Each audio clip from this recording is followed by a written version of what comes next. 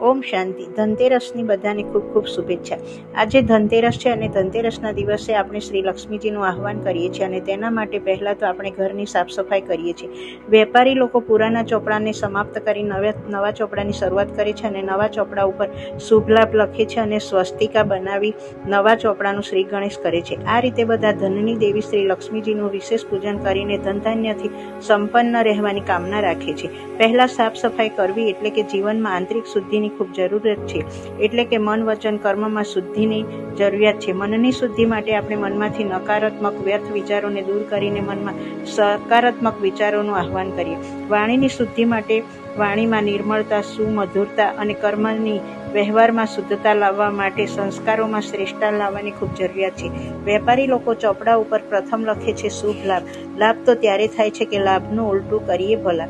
જ્યારે મનુષ્ય તમામનું ભલું કરવાનું વિચારે, દરેક વ્યક્તિના પ્રતિ શુભ ભાવના, શુભકામનાની સરિતા હૃદયમાંથી વહે છે ત્યારે તો શુભ લાભ થાય છે. જીવનમાં કોઈ પણ વિઘ્ન આવે તેને શુભ સમજીને સ્વીકારવું. કોઈ પણ વિઘ્નમાં કલ્યાણ છુપાયેલું છે. પરમાત્માએ આપણને સૌથી મોટું ધન આપ્યું છે તે જ્ઞાન ધન, સદગુણોનું ધન, શ્રેષ્ઠ સંસ્કારોનું ધન, ચારિત્રનું ધન છે, જેનાથી આપણે આપણું જીવન શ્રેષ્ઠ બનાવીએ છીએ.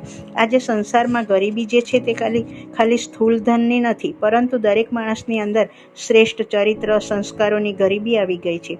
પરમાત્મા આપણને સદગુણોનું ધન આપીને શ્રેષ્ઠ ચરિત્રવાન બનાવે છે અને શ્રેષ્ઠ સંસ્કારોથી જીવન આપણું સુંદર બની જાય છે. શ્રી લક્ષ્મીજીનું આહવાન એટલે કે શ્રી લક્ષ્મીજી જેવા શ્રેષ્ઠ લક્ષણોનું આહવાન કરવું. અને જ્યારે લક્ષણોનું આહવાન આપણા જીવનમાં શ્રેષ્ઠ કરીએ છીએ ત્યારે આપણી આત્મિક જ્યોત સદાયના માટે જાગૃત થાય છે. તો ત્યારે જ સાચી દિવાળી મનાવી ગણાય. ઓમ શાંતિ.